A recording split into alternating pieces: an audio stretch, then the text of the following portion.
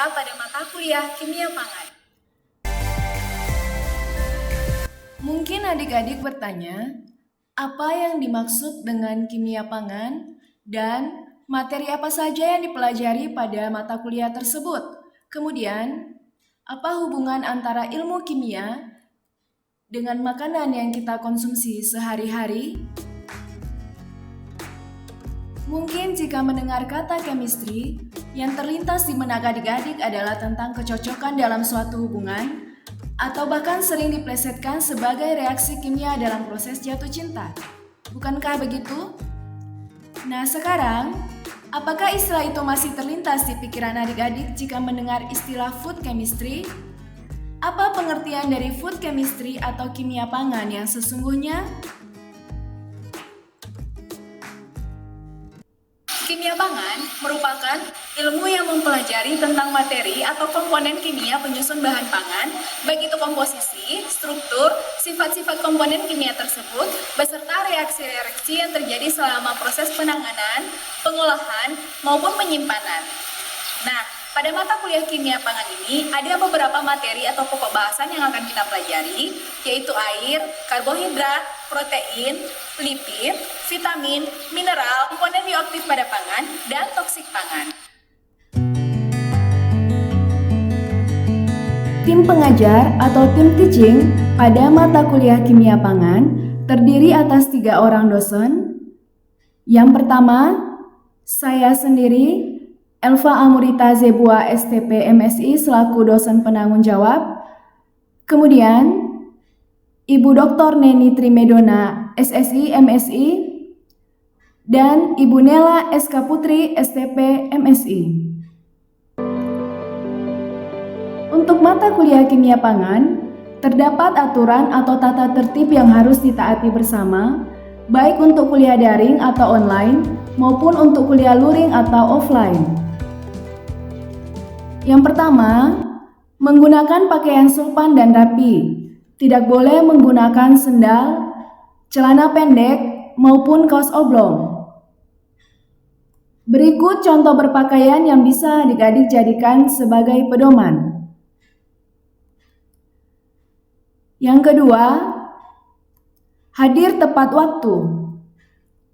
Toleransi keterlambatan diberikan maksimal 10 menit.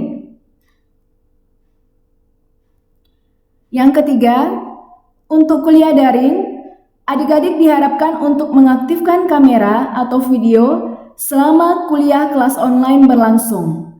Kemudian, menonaktifkan mikrofon selama pemaparan materi berlangsung dan boleh mengaktifkan kembali mikrofon jika ingin bertanya atau berdiskusi.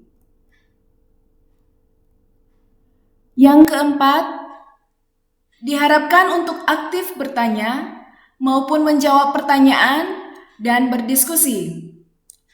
Jika ada materi yang kurang jelas atau kurang dimengerti, dipersilahkan untuk bertanya.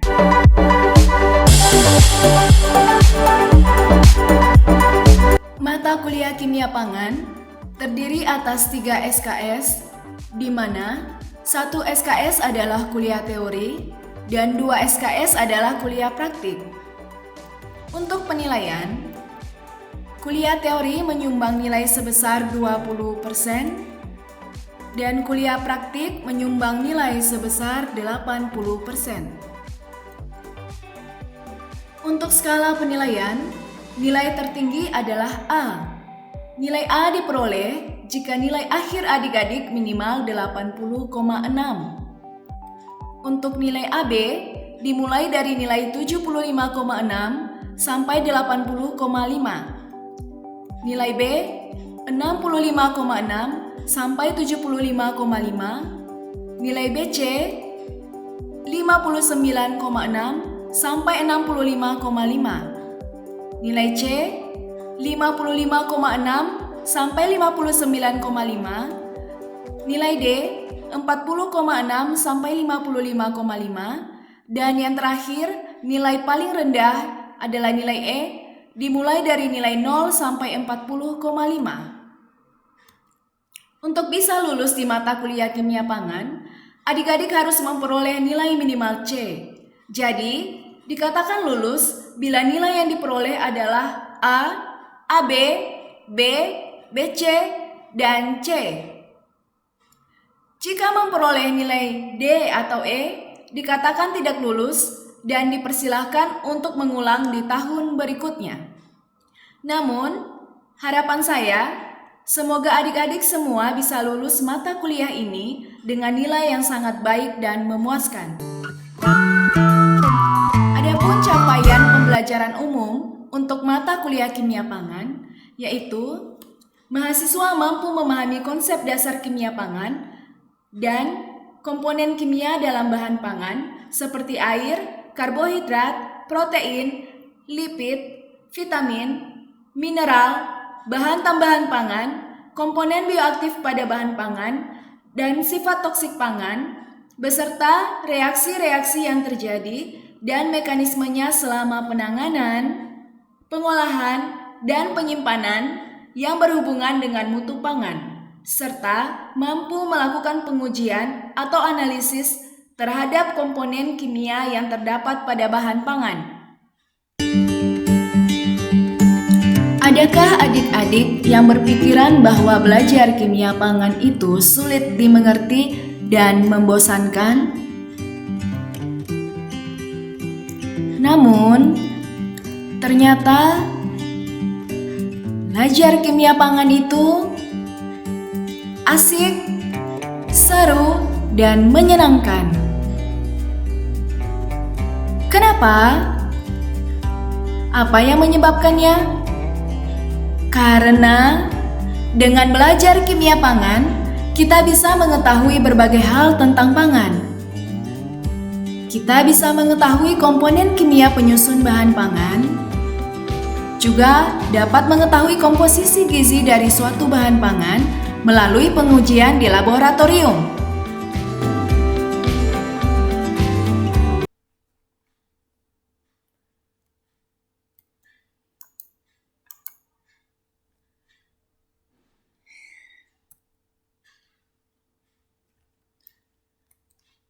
Karena dengan belajar kimia pangan, kita bisa mengetahui berbagai hal tentang pangan yang merupakan kebutuhan primer manusia.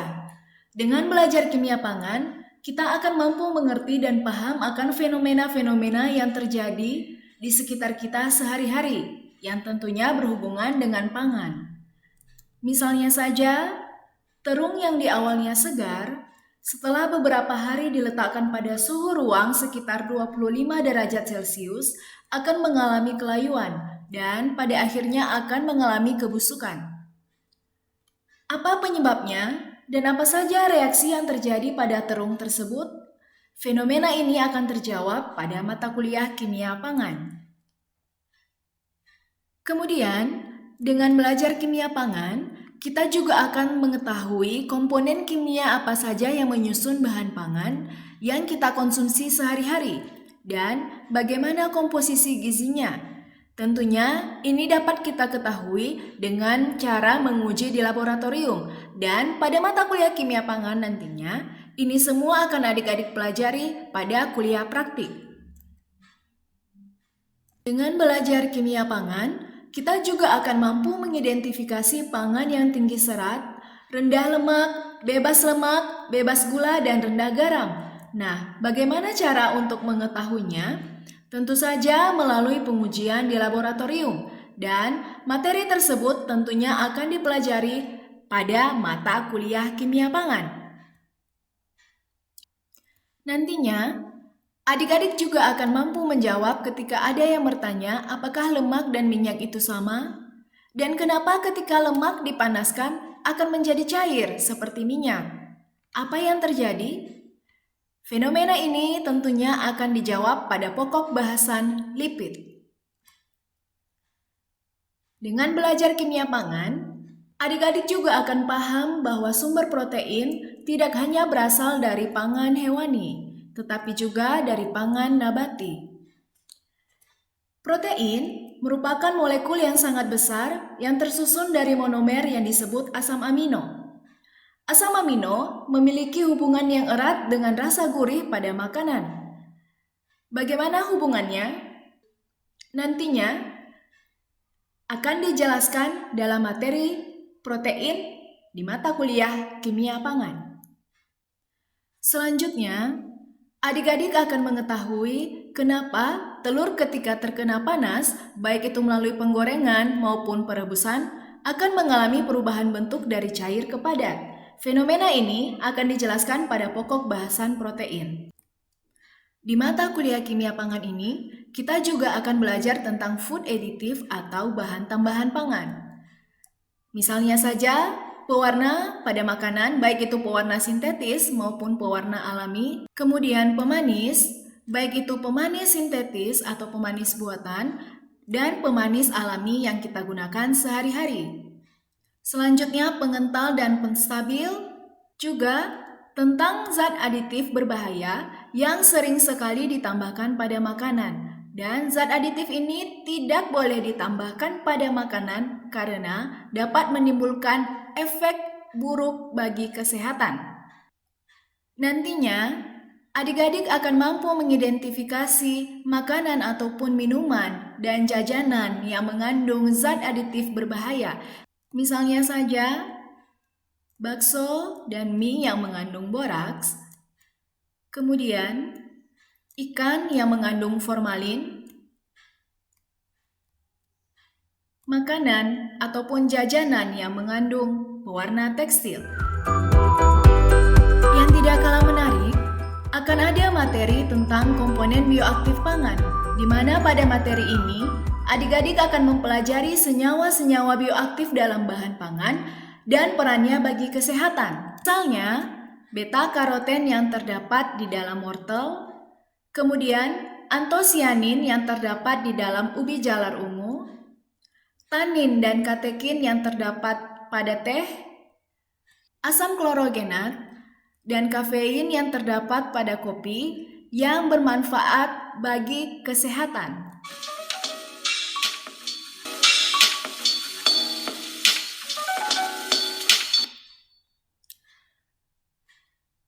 Ada juga materi yang lebih menarik lagi, yaitu tentang toksik pangan.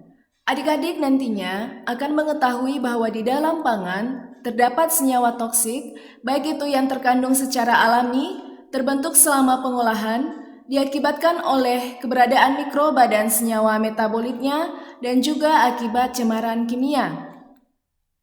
Misalnya, asam sianida yang terdapat di dalam ubi kayu atau singkong, proses pembakaran atau pemanggangan yang menyebabkan terbentuknya senyawa akrilamida pada roti bakar dan sate, keberadaan asam bongkrek dan toksoflavin pada tempe bongkrek, adanya toksik pada makanan kaleng yang telah rusak yang dapat menyebabkan keracunan,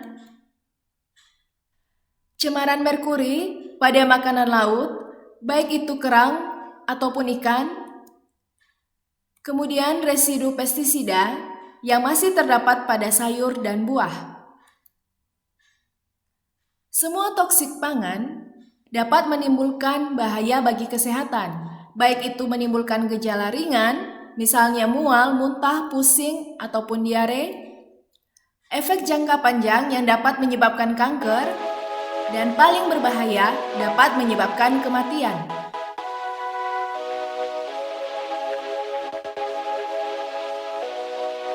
Ini semua nantinya akan adik-adik pelajari di mata kuliah Kimia Pangan.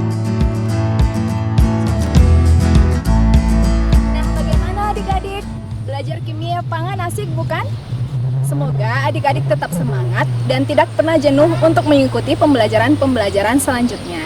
Terima kasih telah menonton video ini. Semoga bermanfaat dan sampai jumpa pada pembelajaran selanjutnya.